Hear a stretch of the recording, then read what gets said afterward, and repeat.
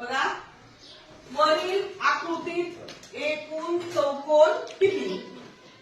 तर या आकृतीतील चौकोन काढण्यासाठी आपण प्रथम नंबर देणार आहोत 1